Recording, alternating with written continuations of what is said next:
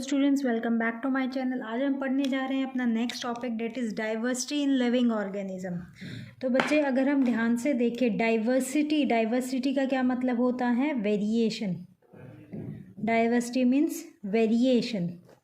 और living organism क्या बोलेंगे? ऐसा ऑर्गेनिज्म जो हमें क्या करे, बहुत सारी, जैसे it is able to respire कर सकता है, ब्रीथ कर सकता है, मूव कर सकता है, रिप्रोड्यूस करता है। मतलब जितनी भी लाइफ प्रोसेसेस होती हैं किसी एक ऑर्गेनिज्म के अंदर, अगर वो सारी एक्टिविटी करता है तो that organism is termed as living organism.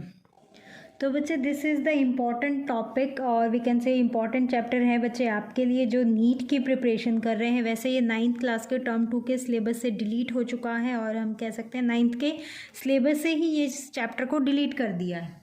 तो अगर हम वेरिएशन की बात करें, diversity means variation means changes, ठीक है।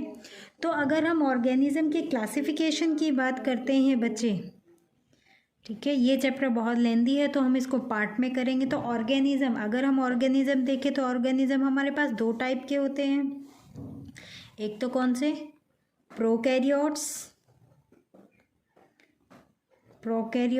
और eukaryote. Prokaryote and eukaryotes.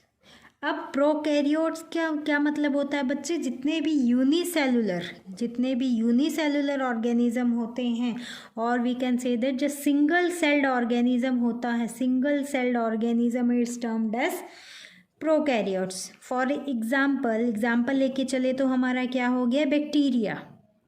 Bacteria जो किसके अंदर आता है? Which comes under Monera.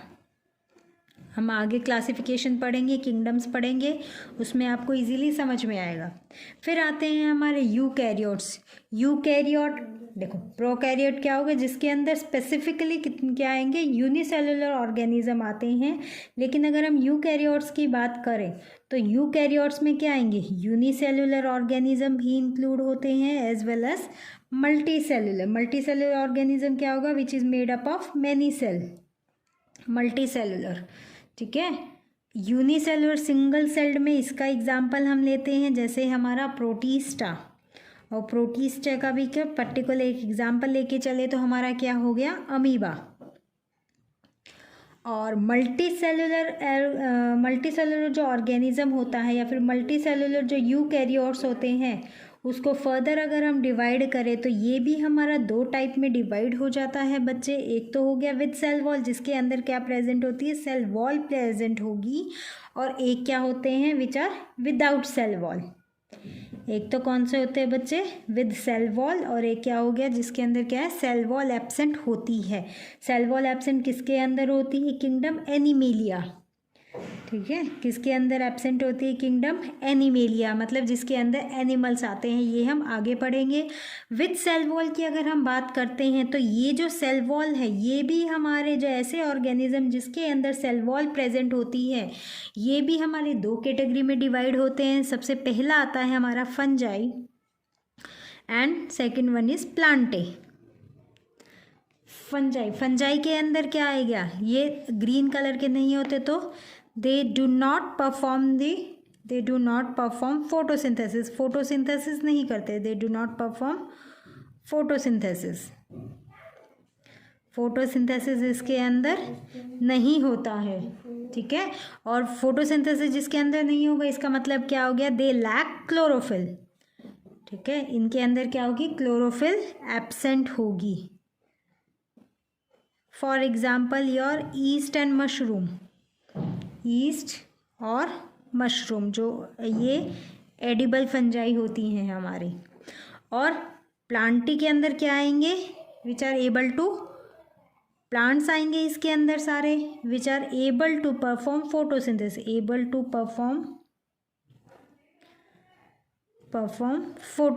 जो क्या कर सकते हैं? फोटोसिंथेसिस कर सकते हैं। अगर हम फोटोसिंथेसिस की बात करें तो क्या हो गया? Photosynthesis is the process by which plants prepare their own food.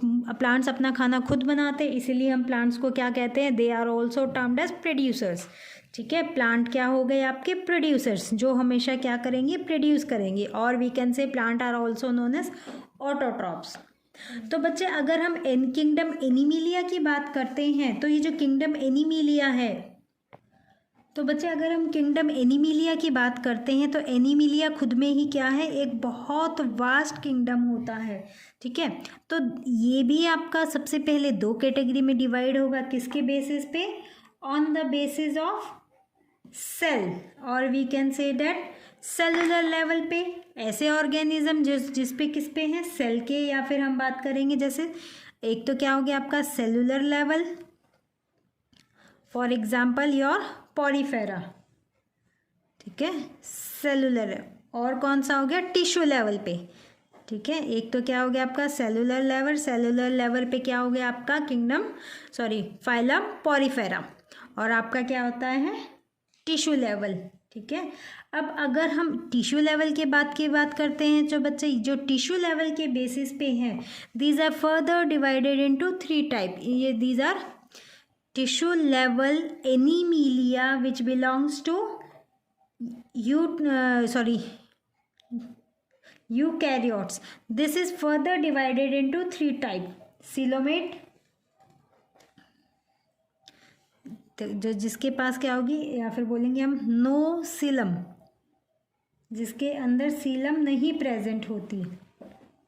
Seelam क्या होता है, सीलम हमारी एक तरह से क्या हो गया बॉडी कैविटी। ठीक है, जिसके अंदर बॉडी कैविटी नहीं होती। तो जो टिश्यू लेवल वाले ऑर्गेनिजम्स होते हैं, they are further divided into 3 type. No coelom, जिसके अंदर मतलब सीलम प्रेजेंट नहीं होगा। ठीक है, सीलम क्या हो गया आपका बॉडी कैविटी। इसके लिए अगर हम ये देखें तो हमारा कौन सा होता है, फाइलम सिलेंट्रेटा। ठीक है, आगे जब हम इसके नेक्स्ट पार्ट में वीडियो पढ़ेंगे तो मैं आपको एक छोटा सा शॉर्ट ट्रिक बताऊंगी, जिससे आप इजीली हर एक फाइलम को याद रख सकते हो।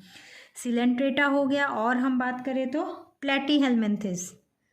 ठीक है, प्लेटीहेल्मिन्थिस, ये भी क्या है, इसके अंदर बॉडी कैविटी एब्सेंट होती है। नेक्स्ट अगर देखें तो क्या हो गया, फॉल्स सीलम या फिर स्यूडो सीलोमेट। स्यूडो का मतलब क्या होता है, फॉल्स, जिसके अंदर फॉल्स बॉडी कैविटी प्रेजेंट होती है, स्यूडो सीलम। तो इसके अंदर कौन से आ गए आपके निमेटोड्स। ठीक है, इसमें क्या होता है निमेटोडा, फाइलम कौन सा हो गया निमेटोडा। और लास्ट हमारा आता है विद सीलम, जिसके अंदर क्या प्रेजेंट होगी, बॉडी कैविटी बच्चे क्या होती है प्रेजेंट होती है विद सीलम।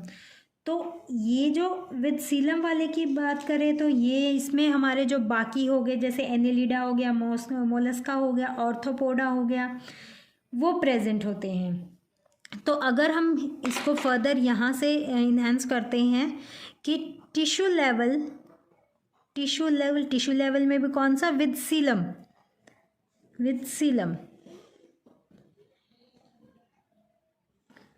विद सीलम की बात करें तो ये भी हमारा क्या हो गया बच्चे, 2 टाइप का होता है, कि जो टिश्यू कैविटी है वो कहाँ पे प्रेजेंट हो, at the time of embryo formation, जब एम्ब्रियो बनता है। ठीक है, एम्ब्रियो सेल टू मीजोडर्म, जब हमारी एम्ब्रियो सेल से मीजोडर्म बनता है, अगर उस टाइम पे सीलोम कैविटी प्रेजेंट होती है तो एक डिस्टिंग्विश वो होता है। दूसरा क्या होता है, डेवलपमेंट ऑफ सीलम,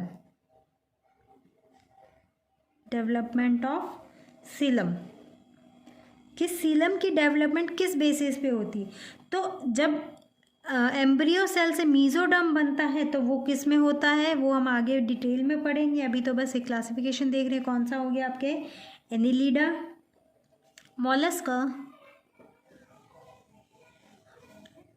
ऑर्थोपोडा। जब हम इनके इंडिविजुअल फाइलम को लेके इनके क्लासिफिकेशन करेंगे, फीचर्स पढ़ेंगे, तो आपको इजीली समझ में आएगा। सीलम मीन्स बॉडी कैविटी, तो बॉडी कैविटी के डेवलपमेंट पे ही आपके जो ऑर्गेनिज्म है these are further divided into 2 type. Without notochord, notochord क्या होती है आपकी बैकबोन या फिर स्पाइनल कॉर्ड। विदाउट नोटोकॉर्ड, जिसके अंदर बैकबोन प्रेजेंट नहीं होती, ऐसे ऑर्गेनिज्म, तो उसके अंदर क्या होता है, सिंपल आपका सिर्फ एक ही फाइलम आता है, इकाइनोडर्मेटा।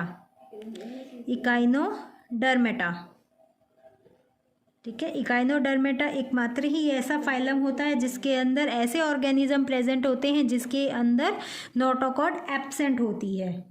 और ये नेक्स्ट हमारा क्या हो जाएगा आपका विद नोटोकॉड, जिसके अंदर आपका स्पाइनल कॉर्ड या फिर रीढ़ की जो हड्डी होती है वो क्या होती है बच्चे, प्रेजेंट होती है विद नोटोकॉड।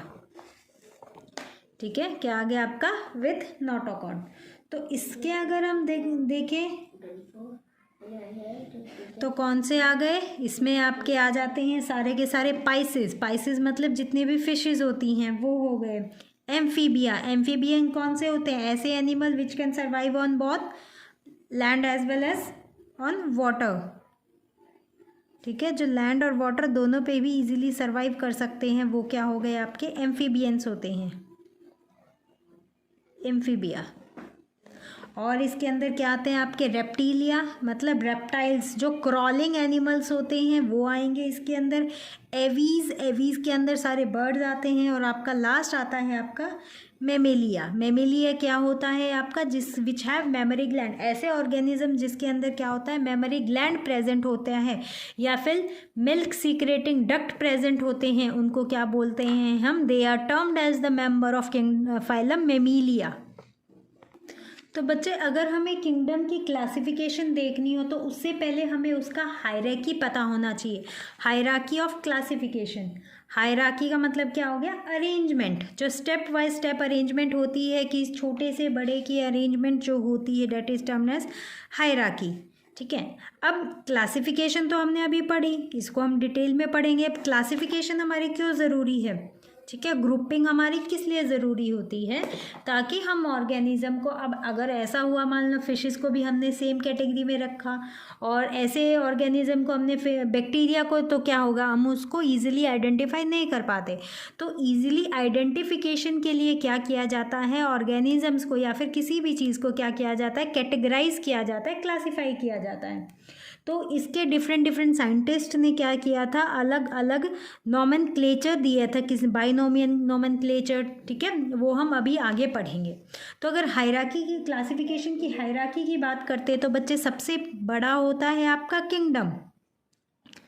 ठीक है, किंगडम के बाद आता है आपका फाइलम, फाइलम के बाद आता है आपका क्लास, क्लास के बाद ऑर्डर, ऑर्डर के बाद आपका आता है फैमिली, विद एग्जाम्पल अभी देखते हैं। फैमिली के बाद जीनस, स्पीशीज, ठीक है, लास्ट होता है हमारा स्पीशीज। तो अगर बच्चा हम एग्जाम्पल लेके चले तो सबसे लाइन का अगर हम एग्जाम्पल लेते हैं तो लाइन की अगर हम बात करें तो लाइन कौन से किंगडम से आएगा, ठीक है, हम किसका लेते हैं एग्जाम्पल लेके, लाइन का चलते हैं। लाइन के किंगडम की बात करें तो किंगडम क्या हो गया इसका, animalia, kingdom is animalia.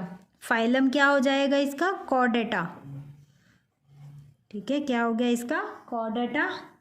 Class क्या है, मेमेलिया, क्लास कौन सी आ गई इसकी, मेमेलिया। और ऑर्डर क्या है, कार्निवोरा। ठीक है, ये आपको थोड़ा रटने वाला चैप्टर है या फिर याद रखने वाला चैप्टर है, तो अगर आपकी लर्निंग पावर अच्छी है तो आप इजीली इस चैप्टर को कर सकते हो। फेलिडी क्या है, इसकी फैमिली है। जीनस आता है इसका पेंथीरा, पेंथीरा। और स्पीशीज क्या होगी, पार्डस, पेंथीरा, और वी कैन से दिस लियो।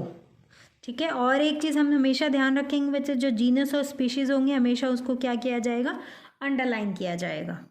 ठीक है, तो क्लासिफिकेशन का जैसे मैंने आपको बताया बच्चे, क्लासिफिकेशन से क्या होती है, हमारी स्टडी जो होती है ऑर्गेनिज्म को कैटेगराइज करने के बाद वो स्टडी क्या हो जाती है, ईजी हो जाती है। हम ईजिली क्या कर सकते हैं, एक दूसरे मेंबर की इंटर रिलेशनशिप जो होती है उसको भी हम ईजिली समझ सकते हैं। तो बच्चे अगर हम नोमेनक्लेचर की बात करते हैं, नोमेनक्लेचर, नोमेनक्लेचर का मतलब क्या हो गया, नेमिंग। ठीक है, जैसे घर में कोई भी आता है, पेट आता है, तो इवन आप उसको नेम करते हैं, नाम करते। तो अगर हम नोमेनक्लेचर की बात करते हैं बच्चे, तो नोमेनक्लेचर के लिए भी बच्चे एक हमारे साइंटिस्ट आए थे, या फिर हम कह सकते हैं नोमेनक्लेचर से पहले हमें एक टर्म का पता होना चाहिए, जो वो क्या होती है, टेक्सोनॉमी, टेक्सोनॉमी। टेक्सोनॉमी क्या हो गया? This is the branch of science that deals with the identification, किसी भी ऑर्गेनिज्म को आइडेंटिफाई करना, ठीक है, उसके आइडेंटिफिकेशन, नोमेनक्लेचर, उसको नाम देना, ठीक है। आपने क्या किया, कोई भी स्पीशीज आइडेंटिफाई किया, उसको नाम दिया और उसको क्या किया, क्लासिफाई कर देना, ठीक है। Classification of organism. So what is taxonomy? It is the branch of science that deals with the identification, nomenclature and classification of an organism. किसी भी organism को ढूंढना, उसको नाम देना और उसको कैटेगराइज कर देना, क्लासीफाई कर देना, वही क्या होता है, आपका टैक्सोनॉमी होता है। तो बच्चे अगर हम टैक्सोनॉमी की बात करते हैं तो टैक्सोनॉमी का काम क्या होता है, मतलब जो टैक्सोनॉमिस्ट होते हैं, ऐसे जो साइंटिस्ट होते हैं या फिर ऐसे रिसर्चर होते हैं जो क्या करते हैं, किसी चीज़ को आइडेंटिफाई करते हैं, उनको हम क्या बोलते हैं, टैक्सोनॉमिस्ट। तो जितने भी जो टैक्सोनॉमिस्ट होते हैं उनका काम क्या होता है कि किसी ऑर्गेनिज्म को फाइंड करके उनको क्या देना, एक तो उनको साइंटिफिक नेम देना, ठीक है। साइंटिफिक नेम कैसे होते हैं बच्चे, विचार यूनिवर्सल। साइंटिफिक नेम क्या होंगे कि साइंस की लैंग्वेज में वो क्या होंगे, यूनिवर्सल होंगे। एक तो उसको क्या देंगे, साइंटिफिक नेम देंगे, और ज़रूरत के हिसाब से उसको common vernacular name, common vernacular name, vernacular name या फिर उसका कॉमन नेम, कि उसकी लोकेशन के अकॉर्डिंग उसको कॉमन नेम देना। तो जैसे बच्चे अगर हम कॉमन एग्जाम्पल की बात करते हैं कि अगर आप डॉग को लेते हो तो क्या हो गया, जैसे अलग अलग लैंग्वेज में यूज़ करते हैं, हिंदी में उसको कुत्ता बोला जाता है, बंगाली लैंग्वेज में कुकुर बोलते हैं, तमिल में उसको नाई बोलते हैं। तो ऐसे ही अलग अलग स्पीशीज़ के लिए, तो ये काम किसका होता है, टैक्सोनॉमिस्ट का होता है। तो ऐसा नॉमेनक्लेचर जिसके अंदर दो नाम आते हैं उसको क्या बोलते हैं, बायोनोमियल नॉमेनक्लेचर, ठीक है। क्या हो गया, बायोनोमियल नॉमेनक्लेचर, जिसके अंदर क्या होंगे, किसी भी पर्टिकुलर ऑर्गेनिज्म के दो नाम होते हैं, दो प्रॉपर नेम। फर्स्ट नेम उसका क्या होता है, देखो, bi means two, nomial means name, nomenclature का मतलब क्या होता है, नाम। तो इसका मतलब क्या होंगे, उसके दो नाम होंगे। पहला नाम तो क्या होगा, उसका जीनस होगा, ठीक है। फर्स्ट नेम क्या होगा, जीनस, जिस जीनस से वो बिलोंग करता है, ठीक है। जीनस जैसे हो गया कि आपका सरनेम, जीनस अगर हम एग्जाम्पल लेके चले तो क्या हो गया, सरनेम ऑफ अ पर्सन, किसी भी इंसान का जो सरनेम होता है वो क्या हो गया, अगर हम साइंटिफिक लैंग्वेज में बात करें तो वो क्या होता है, उसका जीनस होता है। और दूसरा नेम क्या होता है उसका, स्पीशीज़ की अगर हम बात करते हैं तो कि जो पर्टिकुलर सिर्फ एक ही ऑर्गेनिज्म के लिए होता है, जैसे आपका नाम, तो वो क्या हो गया, स्पीशीज़। जीनस क्या हो गया, आपका सरनेम हो गया। तो ये क्या हो गया, आपका बायोनोमियल नॉमेनक्लेचर। तो बच्चे जो साइंटिफिक नेम होते हैं वो बहुत यूनिक होते हैं और अंडरस्टैंडेबल होते हैं, और which are followed by whole world. इनको क्या होता है, पूरी कंट्री इनको फॉलो करती है, और इन नाम को हम चेंज नहीं कर सकते। ये जो रूल्स होते हैं, या फिर अगर हम बात करें जो साइंटिफिक नेम होते हैं बच्चे, इनको ऑर्गेनाइज करने के लिए, अरेंज करने के लिए या फिर मैनेज करने के लिए एक पर्टिकुलर कह सकते हैं हम, एक यूनियन होती है जिसको बोलते हैं हम ICBN। ICBN का फुल फॉर्म क्या होता है, international code of biological nomenclature, international code for biological nomenclature. तो इसके अंडर जितने भी ऑर्गेनिज्म होते हैं उन सबको क्या किया जाता है, नाम दिया जाता है, ठीक है। तो बच्चे अगर हम बात करें ये बायोनोमियल जो नॉमेनक्लेचर होता है, ये बायोनोमियल नॉमेनक्लेचर ये किसने दिया था, लीनियस ने, ठीक है। लीनियस एक साइंटिस्ट है who has given the binomial nomenclature, और उनकी एक बुक आई थी, लीनियस साइंटिस्ट का नाम है, इन हिज बुक, उस बुक का नाम क्या है, आप ध्यान याद रखेंगे, स्पीशीज प्लेंटेरम। बुक का नाम क्या है बच्चे, स्पीशीज प्लेंटेरम, ठीक है। और ये बुक लिखी कब गई थी, पब्लिश हुई थी इन द ईयर 1753, ठीक है। लीनियस, कैरोलस लीनियस एक साइंटिस्ट थे, उन्होंने क्या किया था, एक बुक लिखी थी, और बुक का नाम क्या था, स्पीशीज प्लेंटेरम। और कब पब्लिश हुई थी, it was publish in the year 1753, ठीक है। और इसी कारण जो लीनियस है उसको क्या बोलते हैं, is also known as the father of taxonomy, father of taxonomy. Carolus Linnaeus is also known as the father of taxonomy. तो ये पॉइंट बच्चे आप याद रखोगे कि कौन सी बुक थी उसकी, स्पीशीज प्लेंटेरम, ठीक है। बुक का नाम क्या था, स्पीशीज प्लेंटेरम। ये बहुत इंपॉर्टेंट होता है और नीट के लिए तो इम्पॉर्टेंट है। नेक्स्ट हमारे और भी साइंटिस्ट आए थे उसके बाद, जिन्होंने मतलब अलग अलग तरह के क्लासिफिकेशन दी थी। कुछ साइंटिस्ट आए थे जैसे थीरोफ्रेटस आए थे, एरिस्टोटल आए थे, उन्होंने आर्टिफिशियल और नेचुरल सिस्टम दिया था क्लासिक। तो बच्चे नेक्स्ट हम बात करते हैं क्लासिफिकेशन सिस्टम की, ठीक है। तो जैसे मैंने आपको बताया कि बाइनोमियल क्लासिफिकेशन था, फिर हमें मिला आर्टिफिशियल और नेचुरल सिस्टम ऑफ क्लासिफिकेशन, ठीक है। तो जैसे कि मैंने आपको पहले बताया था कि एरिस्टोटल और थ्रियोफ्रेटस थे, वो क्या थे, ग्रीक टाइम के साइंटिस्ट थे। उन्होंने क्या किया था, एक आर्टिफिशियल सिस्टम ऑफ क्लासिफिकेशन दिया था। ये जो आर्टिफिशियल सिस्टम ऑफ क्लासिफिकेशन था वो किस पे बेस्ड था, कि साइज, कलर और नेचर, कि जो ऑर्गेनिज्म है उसका साइज, उसका कलर कैसा है और उसका नेचर कैसा है, इस बेसिस पे जो क्लासिफिकेशन बनाई गई थी वो कैसी थी, आर्टिफिशियल सिस्टम ऑफ क्लासिफिकेशन। लेकिन जो एरिस्टोटल थे उन्होंने क्या किया, he classified organism on the basis of their nature, ठीक है। क्या किया इन्होंने, Aristotle classified the organism on the based of their nature, ठीक है। क्लासिफिकेशन से पहले अगर हम बात करें कि एरिस्टोटल ने क्या किया था, on the basis of nature of organism के नेचर के बेसिस पे क्लासिफिकेशन दी थी उन्होंने, ठीक है। और उन्होंने क्या किया था, जैसे नेचर ऑफ क्लासिफिकेशन कैसे हो जाएगा कि वो लैंड पे रहते हैं, सी पे रहते हैं या एयर हैं, एयर लिविंग है, तो इसी बेसिस पे उन्होंने डिवाइड किया था, ठीक है। अब अगर हम थियोफ्रेटस की बात करते हैं, थियोफ्रेस्टस, ठीक है, थियोफ्रेस्टस की अगर हम बात करते हैं बच्चे, उन्होंने क्या, जितने भी प्लांट्स थे उनको क्या किया, on the basis of there form, ठीक है। किसके बेसिस पे, सारे के सारे प्लांट्स के थे, उनको बेसिस ऑफ देयर फॉर्म, उनका लाइफ स्पेन क्या है, कि जो प्लांट है, जो एनिमल है या फिर जो ऑर्गेनिज्म है, उनका लाइफ स्पेन क्या है, और हैबिटेट क्या है। अब बात आती है बच्चे, ये हैबिटेट क्या होता है। हैबिटेट क्या हो गया, a place where an organism live, एक ऐसी जगह जहाँ पे वो ऑर्गेनिज्म रहता है उसको हम क्या बोलते हैं, habitat. A place where an organism lives, ठीक है, एक ऐसी जगह जहाँ पे वो रहता है, एक ऑर्गेनिज्म रहता है, उसको हम क्या बोलते हैं, हैबिटेट बोलते हैं, ठीक है।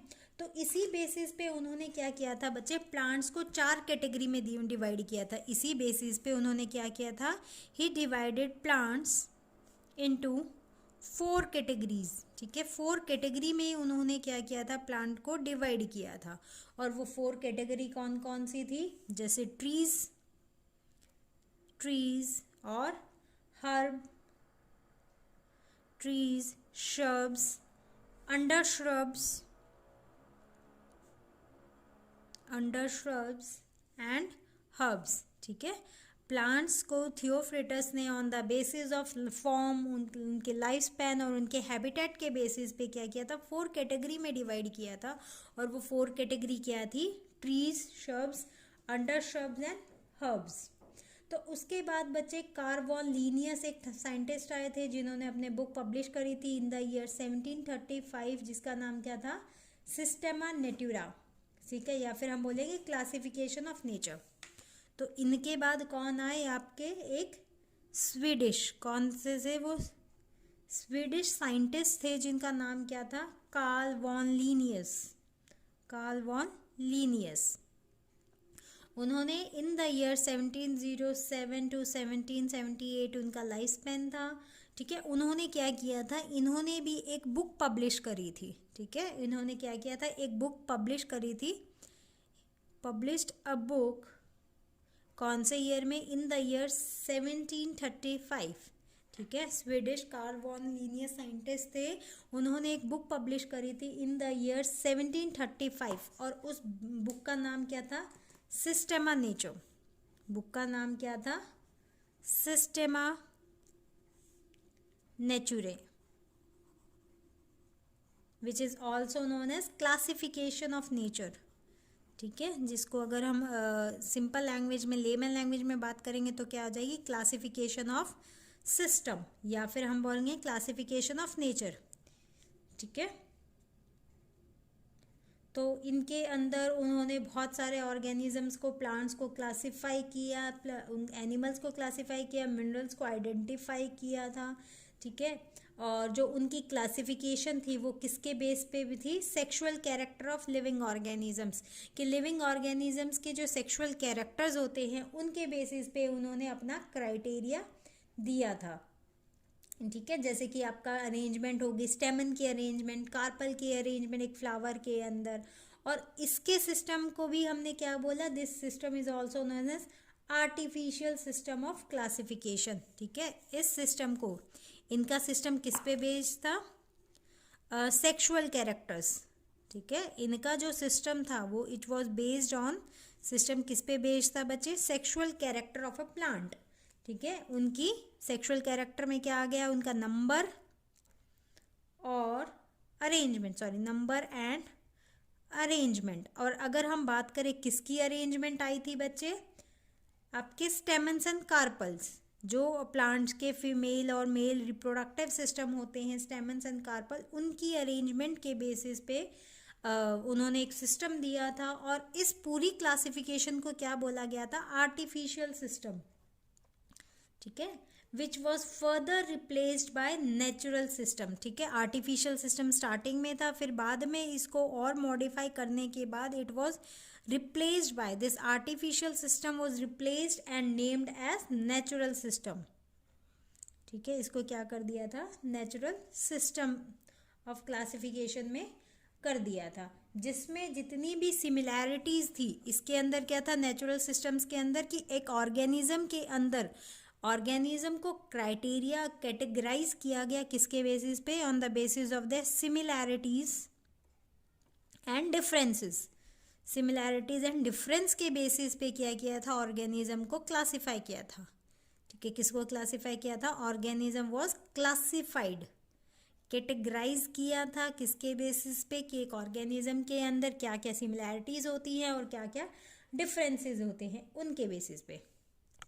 तो बच्चे अगर हम डिटेल की बात करें, अगर हम बात करते हैं क्लासिफिकेशन ऑफ सिस्टम्स की बात करते हैं, तो बहुत सारी क्लासिफिकेशन आई थी, वो हम पढ़ेंगे, जिसमें से मेन हमारी क्या थी? एक आया था सबसे पहले टू किंगडम क्लासिफिकेशन। सबसे पहली हमारी क्लासिफिकेशन क्या थी? Two kingdom classification. तो जैसे बच्चे नाम से ही समझ में आ रहा है, टू किंगडम क्लासिफिकेशन का मतलब क्या हो गया? कि जितने भी प्लांट्स और एनिमल्स हैं, या फिर जितने भी ऑर्गेनिजम्स हैं, जितने भी आपके ऑर्गेनिजम्स होते हैं, they are divided into two kingdom. किसमें किया गया? दो किंगडम में इनको डिवाइड किया गया। और वो दो किंगडम कौन कौन से थे? Plantae and Animalia. ठीक है, Plantae and Animalia. Plantae flora और फौना हम कह सकते हैं। ठीक है, फ्लोरा और फौना में। लेकिन बाद में जो हमारे कैरोलस लीनियस जो साइंटिस्ट आए थे, ठीक है, इन्होंने क्या किया? देखो, टू किंगडम क्लासिफिकेशन थी, और ये जो टू किंगडम क्लासिफिकेशन थी ये रिजेक्ट हो गई थी बहुत सारे साइंटिस्ट ने, क्योंकि इसके जो स्टडी थी वो हम नहीं कर पाए थे। और ये जो किंगडम क्लासिफिकेशन था ये किसने दिया था? कैरोलस लीनियस ने। Carolus Linnaeus. तो बच्चे अभी हमने इसमें दो लीनियस के बारे में पढ़ा है। ठीक है, तो दोनों अलग अलग हैं, आप कंफ्यूज मत होना, नाम आप देख लेना। तो Carolus Linnaeus in the year 1758, कौन से ईयर में? इन द ईयर 1758 उन्होंने क्या दिया था? टू किंगडम क्लासिफिकेशन दिया था। और according to this two kingdom classification, all the organism living on the world, और we can say they all the organism which exist on the earth are classified into two category, plant and animalia, जितने भी plants हैं। लेकिन बाद में ये जो kingdom classification था, या फिर जो टू किंगडम क्लासिफिकेशन था बच्चे, वो अच्छी तरीके से प्रॉपरली फॉलो नहीं कर पाए थे। उसके बाद एक साइंटिस्ट आए थे, अगर हम बात करें, जिनका कंट्रीब्यूशन बहुत कम था, लेकिन उन साइंटिस्ट का नाम क्या था? E.H. Haeckel. E.H. Haeckel in the year 1866। इस साइंटिस्ट ने क्या किया था बच्चे? थर्ड किंगडम दिया था। ठीक है, इन्होंने क्या किया? एक थर्ड किंगडम को बताया कि, या फिर बोलेंगे हम थर्ड किंगडम आइडेंटिफाई किया। और वो जो थर्ड किंगडम क्या था आपका? प्रोटिस्टा। थर्ड किंगडम क्या था बच्चे आपका? प्रोटिस्टा। और प्रोटिस्टा के अंदर कितने क्या आते हैं? हमारे जितने भी यूनिसेलुलर ऑर्गेनिजम्स आते हैं वो। ठीक है, फिर इनका कंट्रीब्यूशन बच्चे इतना नहीं था। उसके बाद आपके साइंटिस्ट आए थे, Robert H Whittaker. Next scientist की अगर हम बात करें, वो आए थे रॉबर्ट एच विटेकर। ठीक है, Robert H Whittaker in the year 1959। 1959 के अंदर आए थे। इन्होंने 4 किंगडम दिए। इन्होंने भी क्या किया? एक नेक्स्ट किंगडम दिया।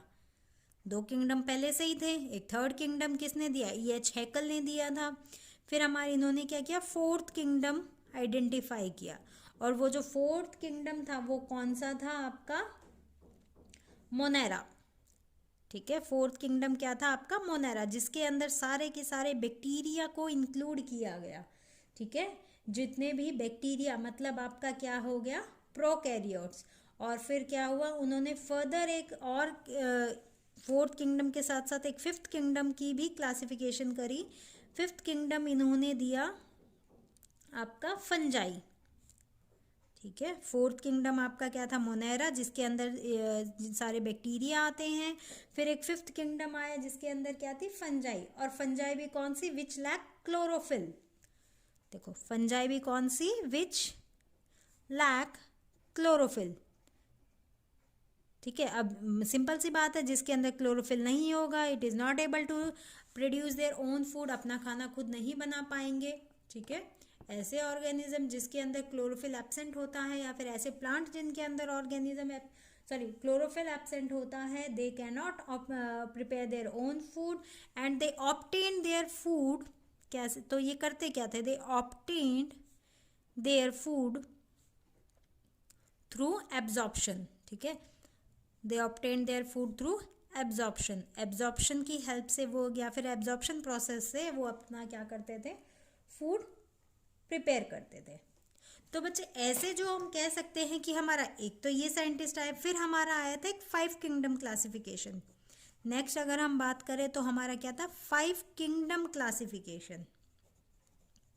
अलग अलग साइंटिस्ट के कंट्रीब्यूशन के बाद हमारा फाइनली जो अभी तक फॉलो किया जाता है वो क्या होता है? हमारा 5 किंगडम क्लासिफिकेशन।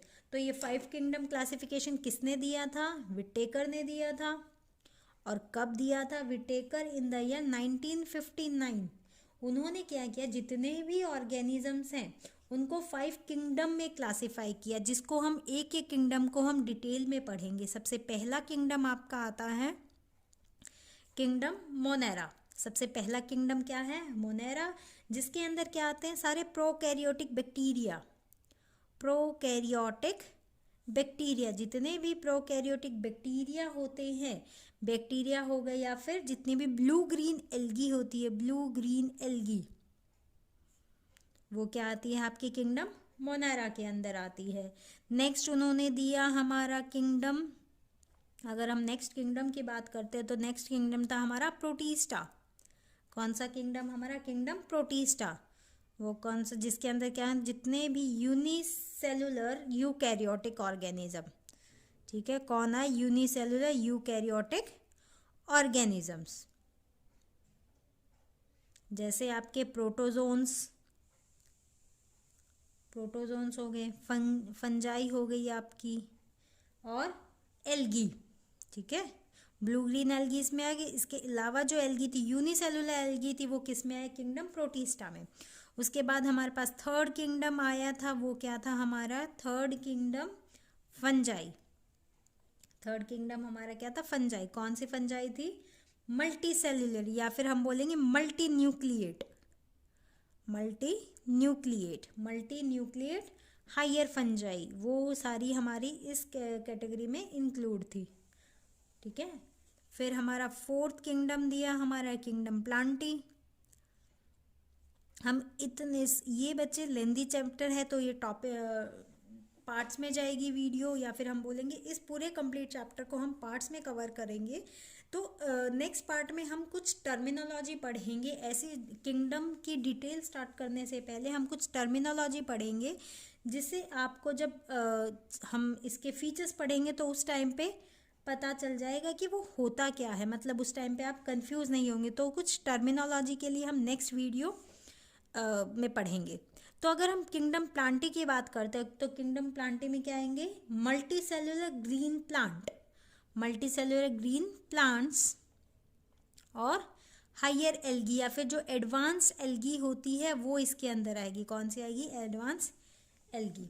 और फिर जो लास्ट हमारा किंगडम था वो क्या था, किंगडम एनिमेलिया, किंगडम एनिमेलिया, जिसके अंदर क्या थे, जितने भी मल्टी सेलुलर एनिमल्स थे, क्या आ गए आपके, मल्टी सेलुलर एनिमल्स। वो सारे के सारे एनिमल्स क्या होते हैं बच्चे, इस कैटेगरी में, या फिर हम बोलेंगे किंगडम एनिमेलिया में इंक्लूड होते हैं। ठीक है, तो जो हमारी कुछ टर्मिनोलॉजी की, जैसे बच्चे मैंने आपसे बात करी, कुछ टर्मिनोलॉजी हम कवर करेंगे नेक्स्ट वीडियो के अंदर। उस टर्मिनोलॉजी में क्या होगा, जैसे लेवल ऑफ ऑर्गेनाइजेशन क्या है, या फिर हम बात करेंगे माइकोटा क्या होता है, मतलब डिफरेंट डिफरेंट जो टर्मिनोलॉजी आपके ऑर्गेनिज्म को आइडेंटिफाई करने के लिए हम यूज़ करते हैं, उसको हम इजीली पढ़ेंगे। सो आई होप आपको समझ में आया होगा। अब बाकी चैप्टर के लिए या फिर डिटेल्स के लिए हम क्या करेंगे, नेक्स्ट वीडियो में करेंगे। तो बच्चे प्लीज़ डोंट फॉरगेट कि आप सारी वीडियो प्रॉपरली देखें। ये मैं फिर से बोल रही हूँ बच्चे, बहुत इंपॉर्टेंट चैप्टर है आपका नीट के लिए। जो बच्चे स्पेशली नीट की प्रिपरेशन कर रहे हैं तो उनके लिए this is the most important chapter. So I hope आपको समझ में आया होगा। Thank you.